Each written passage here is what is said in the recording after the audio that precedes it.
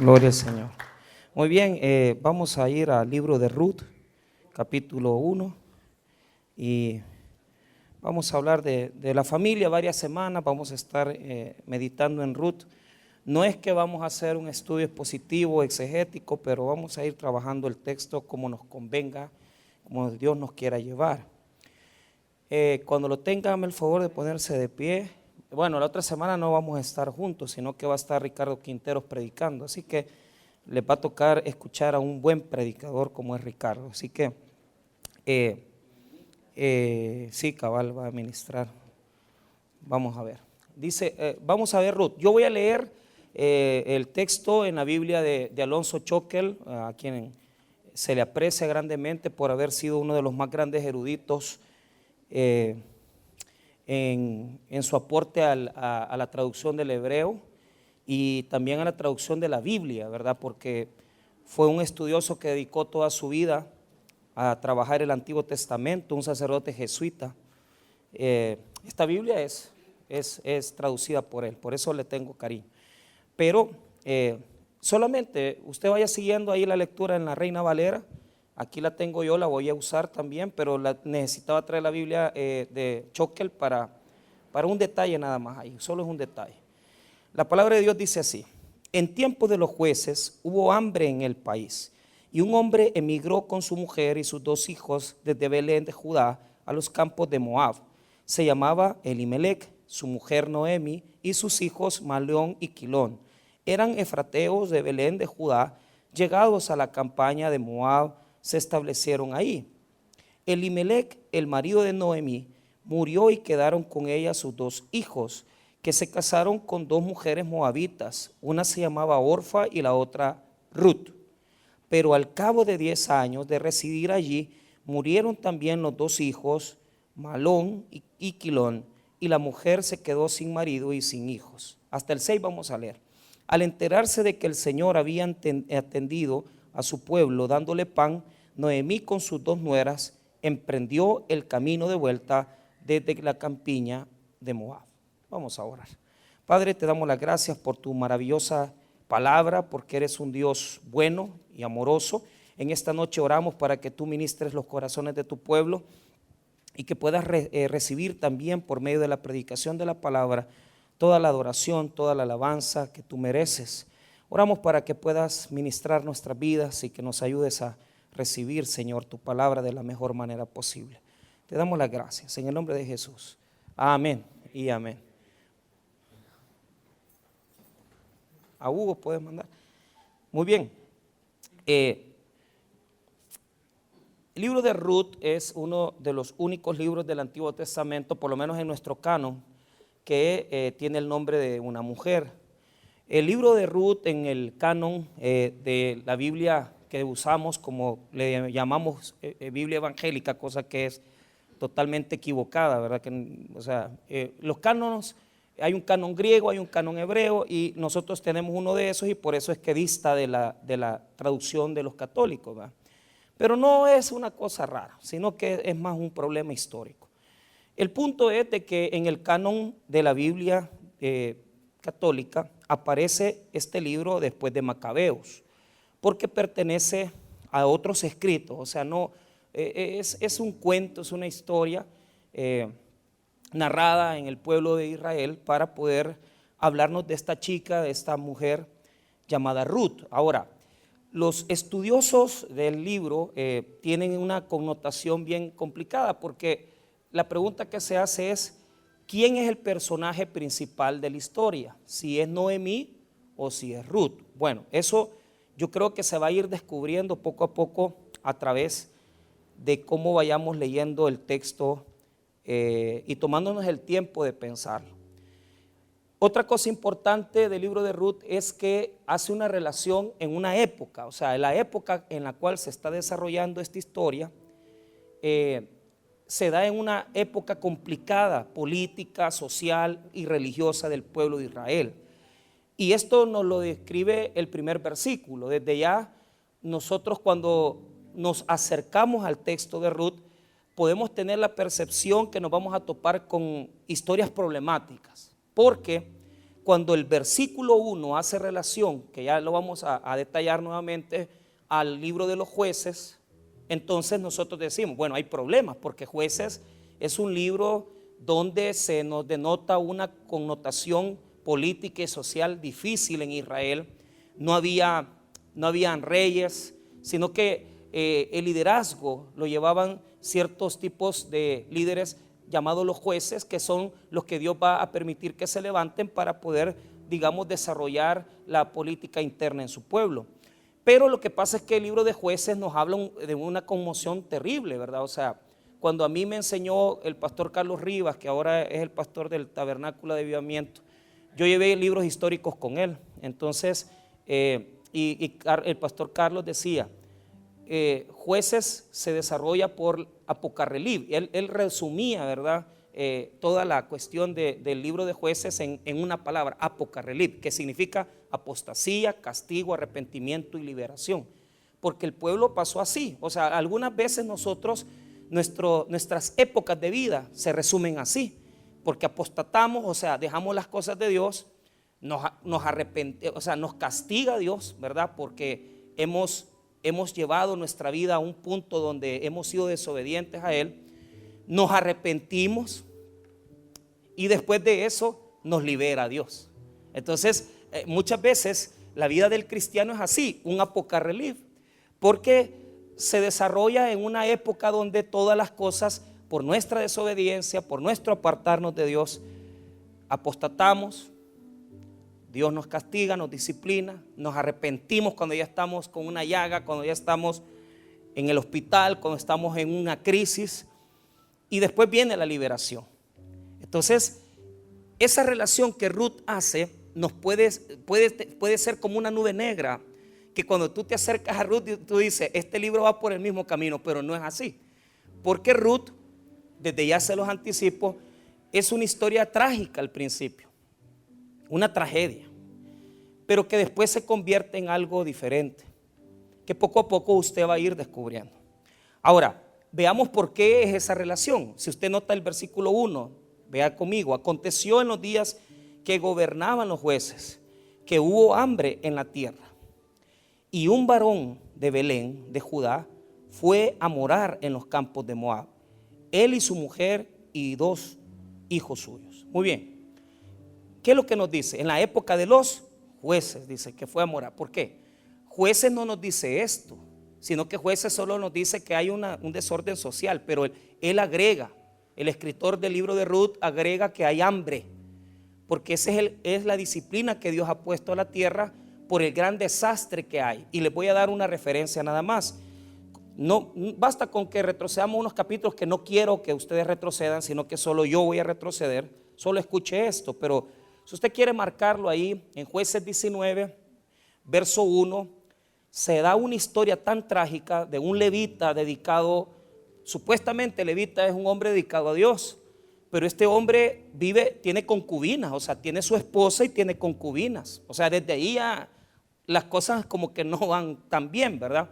Pero el problema no es que tenga concubina, el problema es que cuando hubo un acontecimiento donde abusaron de ella, la violaron, y él va a matar a la mujer. O sea, la mujer va a quedar casi muerta de la violación, y lo que él va a hacer es partirla en pedazos y repartirla en toda la tierra. Las partes de su cuerpo las va a partir. Entonces, Jueces termina en esa crisis. O sea, para que ustedes tengan una idea de cómo termina, porque después de este capítulo solamente hay 2 batallas ahí civiles difíciles, pero solamente quiero que escuchen cómo va. Solo oigan. Jueces 19:1, oigan. En aquellos días, cuando no había rey en Israel, hubo un levita que moraba como forastero en la parte más remota del monte de Efraín, el cual había tomado para sí mujer concubina de Belén de Judá. Entonces, ahí ya nos describe que el levita estaba viviendo con una mujer que no era su esposa, y que además que no había rey en Israel, y ya hay una descripción. Si ustedes leen todo el capítulo, es algo bien duro lo que se da ahí, ¿verdad? Entonces, cuando entras a Ruth, porque en la Biblia evangélica tiene esa relación. O sea, tú llegas a Ruth y tú dices, si el escritor de Ruth, capítulo 1, verso 1, te está diciendo que estaban en la época de los jueces, entonces lo más seguro es que siga con la misma historia trágica. Pero no es así. Las cosas van a cambiar en el camino. No va a ser fácil que cambien, por cierto, pero van a cambiar.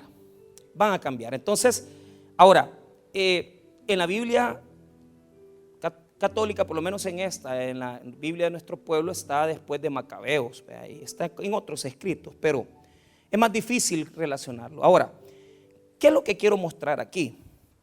Vamos a ver algunos detalles de esta narrativa. ¿Por qué razón?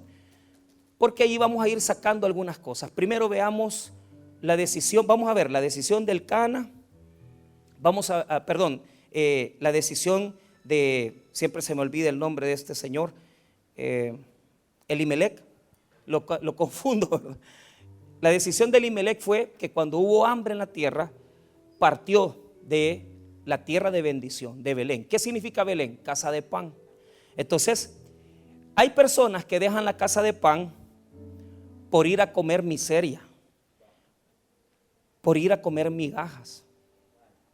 Y esto es duro. ¿Por qué razón? Porque fíjate que uno de los aspectos prominentes del relato, prominentes del desarrollo de la historia, es de que cuando nosotros nos apartamos de Belén, que es la casa de pan, comienza una historia trágica, porque estos 6 versículos se reducen a una historia trágica, que ya lo voy a describir bien.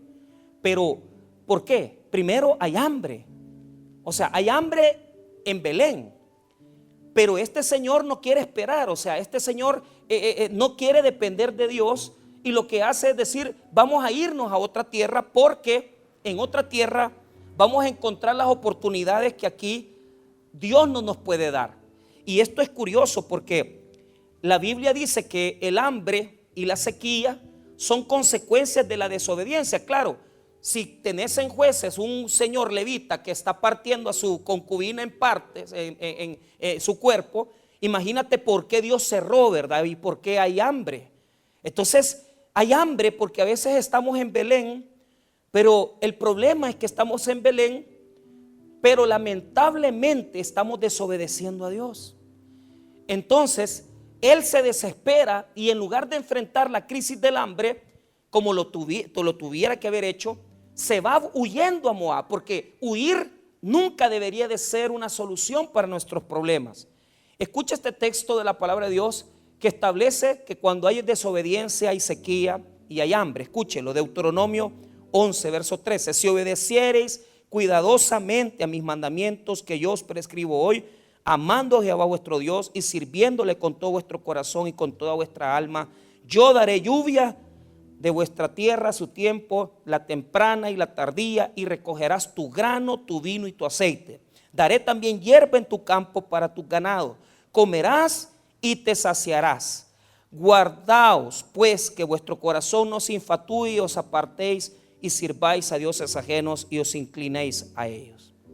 ¿Por qué había hambre? Porque el pueblo estaba en desobediencia a Dios. Entonces Elimelec toma la decisión de tomar a su esposa y sus 2 hijos. 2 hijos posiblemente yo estoy inventando, porque la Biblia no dice las edades, pero ya vamos a hacer algunas conjeturas. Probablemente eran adolescentes, eran jovencitos, 12, 13 años. Toma a su mujer y comienza el viaje a Moab. Diga conmigo Moab. Como Dios hace el esfuerzo de llevar a la tierra prometida a Israel, ¿verdad? Y el Can y el Elimelec, en lugar de permanecer en la tierra prometida, regresa otra vez a la esclavitud. ¿Cuánto cristiano que Dios ya lo liberó, que ya está en Belén, en lugar de ir progresando, regresa otra vez a la esclavitud? Imagínate el camino que tenían que seguir de nuevo para ir a Moab. ¿Sabes por qué se fue a Moab? Porque escuchó que en Moab había lluvia y que había pastos.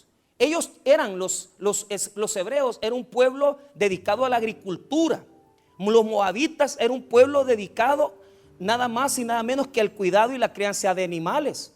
Entonces era otro tipo de economía. Entonces de repente a Elimelec le llegó la noticia: fíjate que allá en Moab las cosas están mejor. Fíjate que allá en los estados pagan mejor la pensión, allá se gana más. ¿Y qué hace? Lo mismo que hacen mucha gente, y dice ilegalmente. Porque esta es gente que se va ilegal. O sea, el punto es que claro, no había la política que hoy hay, ¿verdad? Pero si yo le comenzara a dar un relato de toda la gente que yo conozco que estuvo sentada en la iglesia, no aquí, pero sí allá, donde yo pastoreaba antes en Usulután, y que su vida se hizo un desastre. O sea, desde gente que se fue a Estados Unidos y para lo único que les sirvió irse, ilegales por supuesto, porque se fueron ilegales, o ya los deportaron, otros se quedaron allá perdidos en droga, en vicios, en homosexualismo, porque no entendieron que la bendición de Dios está donde Dios está, en Belén. Pero nos gusta ir a la esclavitud. O sea, yo no digo con esto, sí, porque ¿quién no le gusta ir a Estados Unidos? O sea, si usted tiene todos los medios legales, es bendición. Pero irte a Estados Unidos violando las leyes, que te lleve el coyote, o sea, llegan a unos presupuestos tan absurdos que, mire, el coyote fulano, cuando uno va de camino allá, solo hamburguesas de McDonald's le va comprando y pollo de todo. O sea, la ganga es que si pagas $10,000, porque es un buen coyote, te va a ir dando buena comida. Y como que eso supliera, ¿verdad? El gran peligro, que casi te van a matar, que te pueden deportar. Entonces, es duro, porque puedes perder tus hijos, puedes perder toda tu familia. Y es tremendo, ¿verdad? Es duro, pero ¿qué es lo que pasa? Hay gente que piensa que lejos de Dios van a estar bien. Y este señor no entendió que todos los libros, mira bien, si el Éxodo es el de libertad de Egipto, mira, los liberó de Egipto, ¿ah? Después pasaron a la tierra prometida. En el libro de Deuteronomio, Moisés no logró entrar a la tierra prometida, solo la vio de lejos. Y en el libro de Josué se da la conquista. Y en el libro de Jueces ya están en la tierra, pero hay problemas en la tierra. Pero este señor, en lugar de ir avanzando, va para atrás. Como mucha gente no entiende que su progreso no depende ni del trabajo que tienen, ni tampoco de que se vayan a otro país. Tu progreso depende que te acerques más a Dios. Y si no entendés eso, y si lo comprendes, y aunque emigres legalmente, pero si has emigrado legalmente y lejos de tal vez en Estados Unidos, te acercas más a Dios, entonces es de bendición. Pero si te vas huyendo de Dios y apartándote de Dios, nada vas a hacer. Sin mí nada puedes hacer. Pero ¿qué sucede? Quiero que note esta palabra. En el texto 1 dice: y un varón de Belén de Judá fue a morar. La palabra en hebreo es gur. Gur en hebreo. ¿Qué significa gur en hebreo? Oiga bien, esa palabra, palabrita chiquita, morar. Oiga bien, esa palabra significa residir temporalmente. O sea, Elimelech quería llegar a Moab para estar solamente un tiempo ahí. Solo un tiempo quería estar. El plan de Elimelech era: mientras hay hambre aquí, voy a emigrar, voy a estar un rato nada más en Moab, so pena que él sabía que los moabitas no adoraban al Señor. ¿Y cuánta gente dice: no,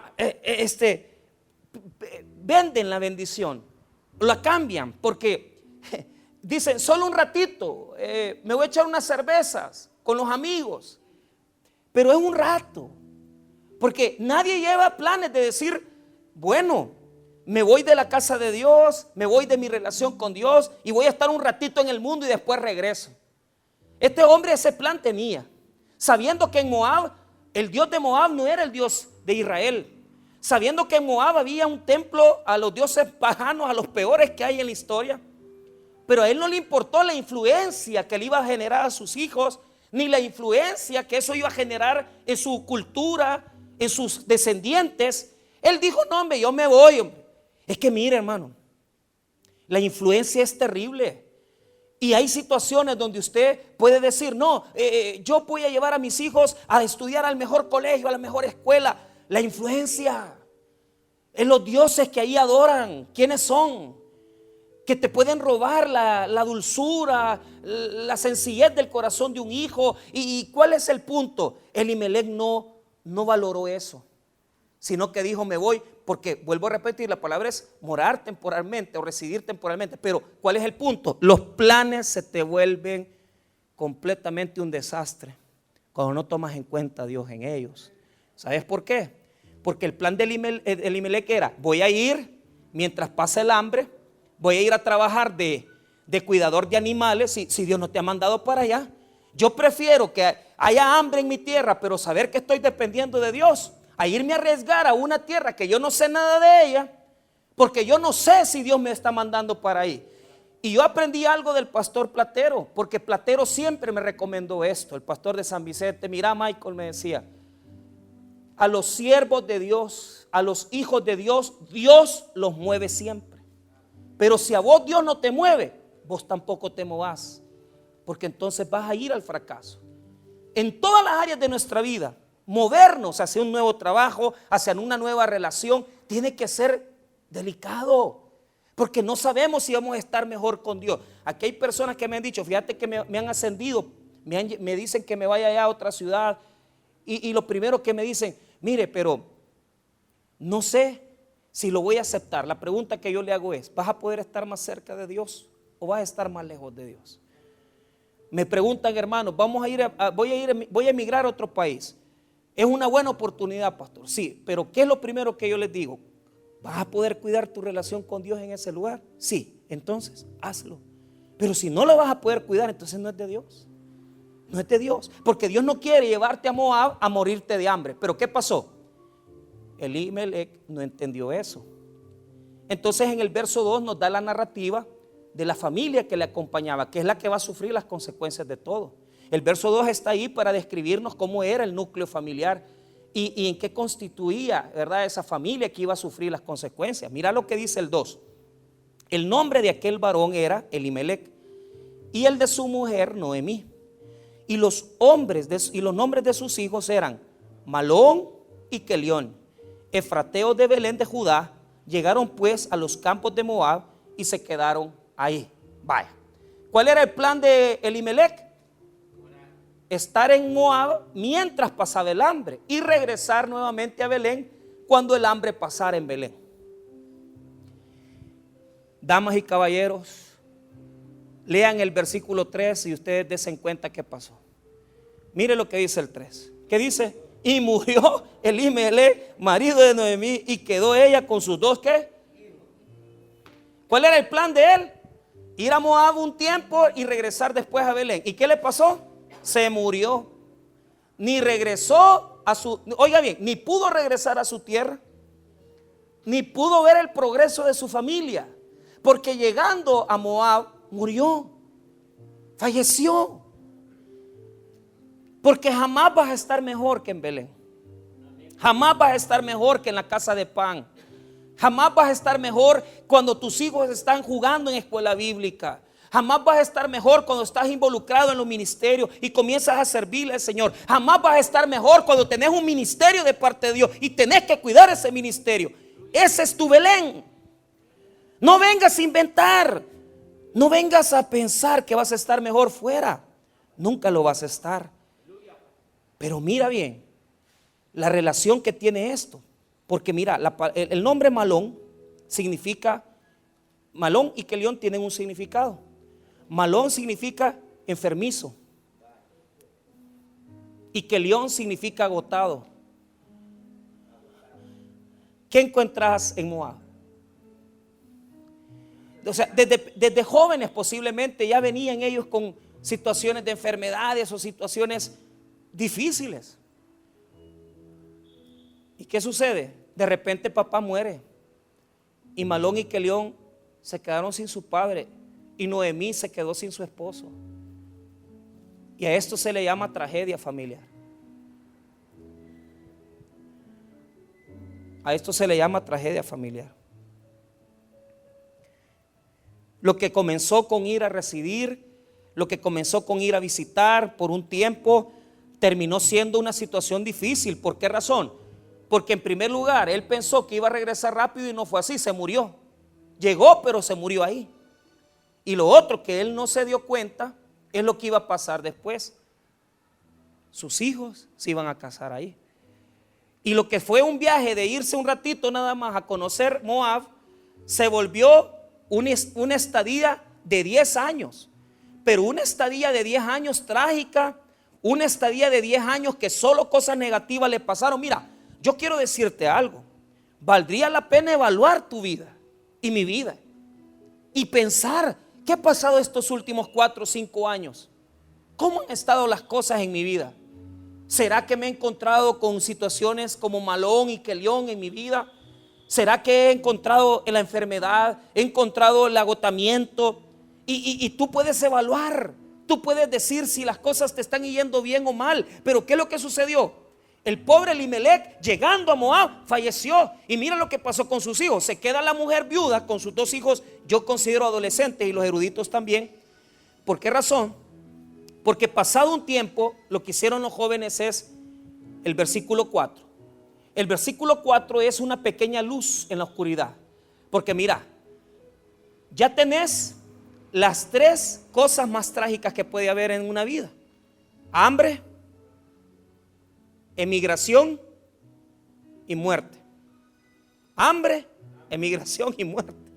O sea, 3 cosas que combinadas te pueden hacer pedazos tu existencia. ¿Y sabe qué pasa? En el verso 4 se nos relata 2 cosas. Uno, que ese viaje corto a Moab se volvió de 10 años. Pero además de eso, estos muchachos, los hijos de Elimelec, se casaron. Y se casaron con mujeres moabitas. Y usted dice, ¿por qué es una pequeña luz? Porque en medio de toda la tragedia siempre también hay momentos de alegría. O sea, nadie puede decir, mira, estos 10 años solo muerte ha habido en mi vida. No, hay 10 años, a veces son 5 años donde ha habido muerte, pero también hay momentos de alegría. La cosa es que el versículo 4 denota un pequeño momento de alegría para la familia, porque ya murió Elimelec, ya enterraron al padre de familia, pero ellos se quedaron. ¿Y qué sucede en el 4? Note lo que dice el 4, note: los cuales tomaron para sí mujeres moabitas. El nombre de una era Orfa y el nombre de la otra Ruth, y habitaron ahí unos 10 años. Diga conmigo, la otra. O sea, la otra está en segundo lugar, Ruth, como que no valiera. Vaya. Pero lo que yo quiero que usted note de ese verso es que se casaron y habitaron 10 años ahí. Pero ¿cuál es el problema? Yo quiero que usted piense en Noemí ahora. Vaya, en el verso 3 está el primer golpe. O sea, quizás desde el verso 1, el marido, mira, nos vamos a ir de aquí, vos no tenés derecho a hablar.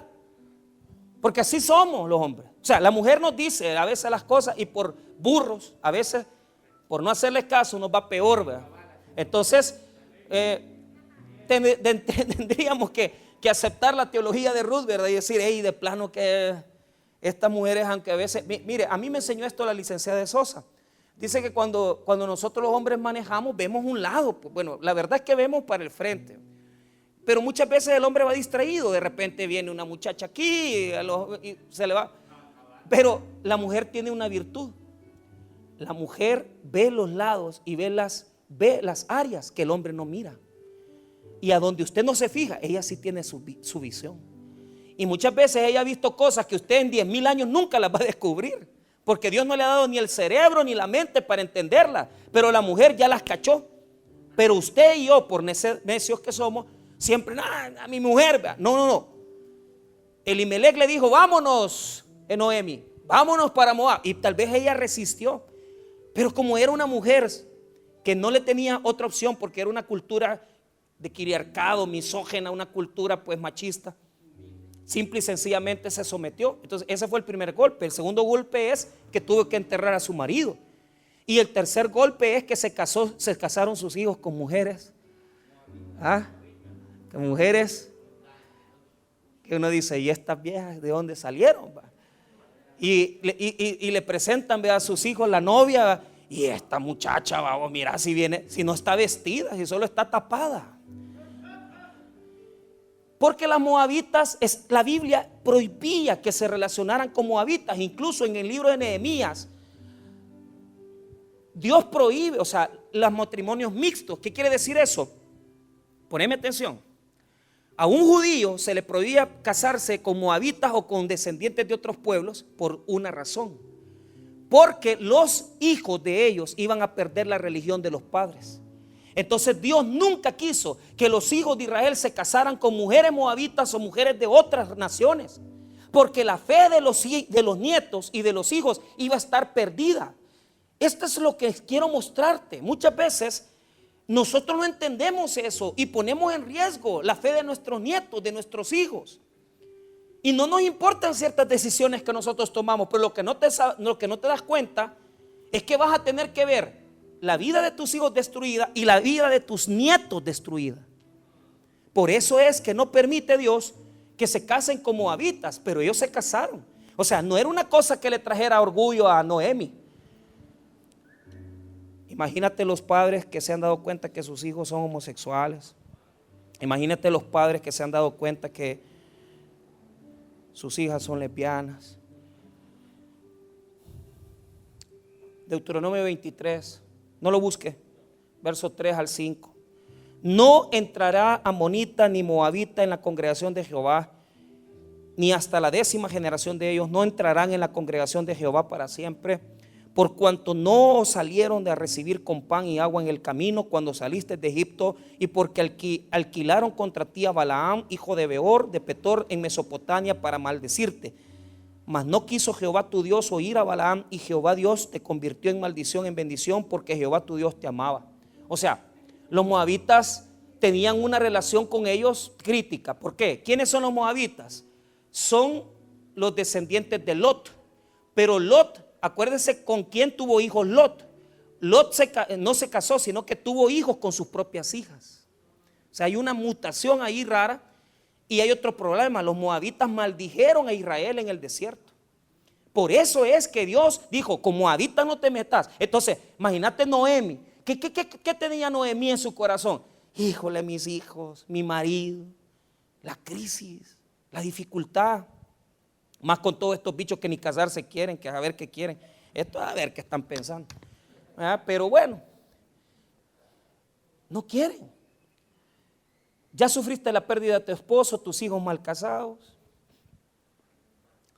Pero nota esto, la otra Ruth dice, la otra Ruth, o sea, primero pone a Orfa y después a Ruth. ¿Por qué? Ya te voy a explicar por qué. Ahora, ¿qué pasa? Ya viviste esta tragedia, viviste la tragedia del matrimonio de tus hijos, que es esperanza, pero también es trágico. Pero de repente en el verso 5 pasa lo inesperado. Verso 5, mira lo que dice: y murieron también los dos, Malón y Kelión, y quedando así la mujer desamparada de sus 2 hijos y de su marido. Tragedias familiares. ¿Cómo te repones a eso?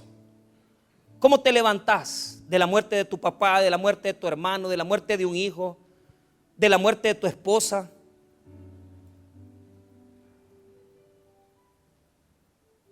¿Cómo?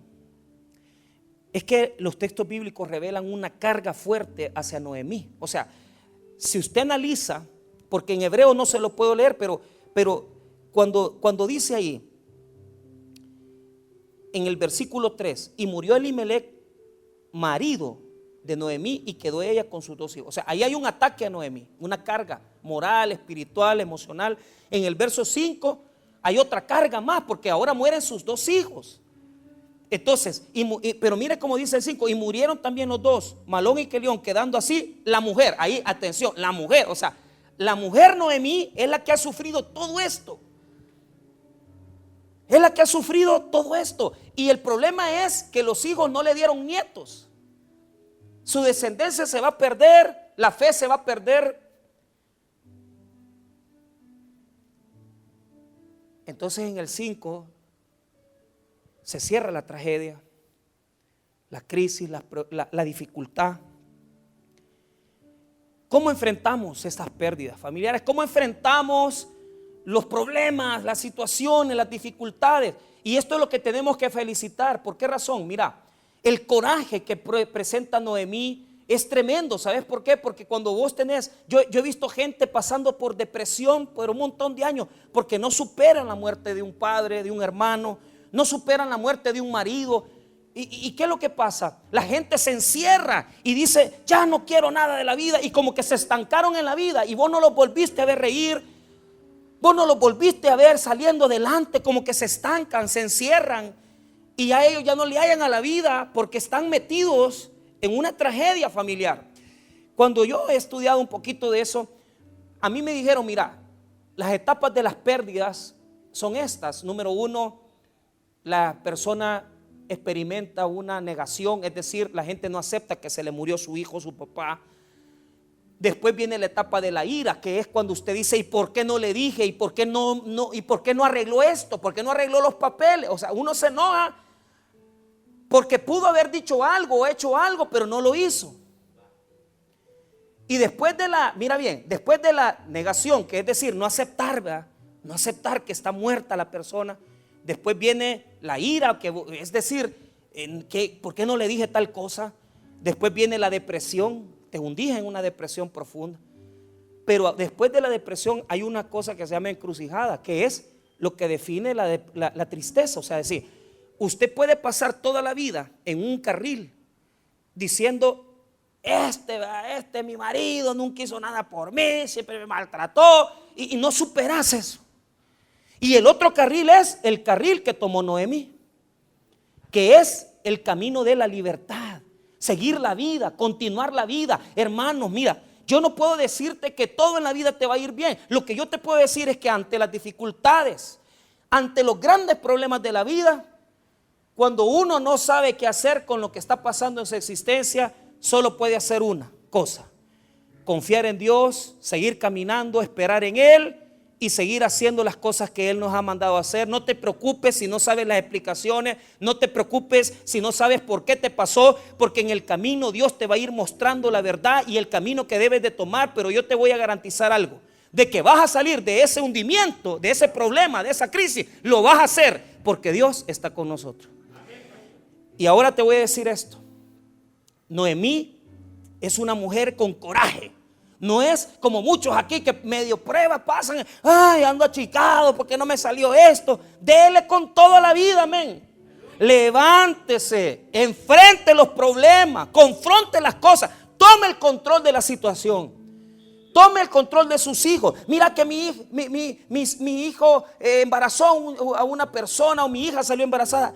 Agarre a sus nietos y críelos, hágale frente. Pero no venga ahora y diga, ay, es que es trágico esto, es que la niña salió embarazada, es que el niño embarazó, y que, ¿cómo que es el primero en el último? Que mire que mi hijo está pasando esto, que tal vez se le ven maneras de. Enfréntelo, hombre, enfréntelo, hágale frente, enfrente esa situación, confronte las cosas. Es que mi hijo ha tirado la toalla, ya no quiere seguir luchando por esto. Enfréntelo, anímelo, pero no deje que tire la toalla, anímelo, porque si usted no le enseña a él a enfrentar su crisis, también después se va a hacer un cobarde. Y es lo que no queremos. Es lo que Noemí hizo. Noemí no se puso, mi marido me dejó, mi marido no está, o sea, mi esposa se me dejó. Dale frente, pues. O sea, pase la encrucijada, agarre el camino de la libertad y no tome el camino de la crisis. Les voy a leer un texto de un gran escritor, de un sacerdote jesuita también, que me encanta, que habla de la pérdida. Escuche, se llama Cerrando Ciclos, enfrentando las pérdidas de mi vida. Todo se pierde en la vida, excepto lo que está en el corazón. Todo cambio en la vida genera pérdidas. Cambio de circunstancias, condiciones, personas, etapas, cambio de mi realidad. Todo proceso de pérdida de un valor llega a las fibras más profundas de la persona. Las pérdidas generan heridas que requieren ser sanadas. La vida se puede confortar por distintos ciclos que conjuntan diversas situaciones a lo largo del camino. Un ciclo es una etapa de la vida que presenta elementos y características comunes, edad, personas, lugares, situaciones. El fin de un ciclo lo marca un cambio significativo en la realidad externa: muerte, separación, pérdida, nuevas condiciones, lugar, personas, cosas, salud. Pero el fin de un ciclo es una decisión interna de aceptación y de adecuación a la realidad. Al no cerrar un ciclo, quedamos atrapados al pasado, perdemos libertad y no podemos resolver ni disfrutar el presente. Al quedar atascados en el pasado, se perpetúa el dolor, se genera rencor, amargura y muchas otras cosas. La pregunta que se hace el analista es: ¿qué impide cerrar un ciclo? Ponga atención, porque hay gente que no ha decidido cerrar un ciclo. Deje de estar repitiéndolo: mira, es que mi pareja, mi esposo no me dejó esto, es que mi papá aquí. Deje de estar chillando, pues. La decisión de cerrar ciclos la toma uno mismo en el poder de Dios. Pero escuche, ¿qué es lo que impide que se cierren ciclos? Ponga atención: miedos. O sea, uno miedo de, porque yo no quiero cambiar, quiero seguir siendo lo mismo. No, hay que cambiar. Es difícil cambiar, pero hay que adaptarse a los cambios. Resistencia, dependencias afectivas, culpas. A veces no queremos cambiar las cosas porque dependemos mucho de una persona y tenemos miedo de abandonarla o separarnos de esa persona, pero a veces esa persona nos está haciendo gran daño y hay que separarse de esa persona. Y escuche, rencor, amargura. Es difícil, falta de perdón, porque hay mucha gente, fíjese, que se queda resentida con gente que ya se murió. Perdónelo.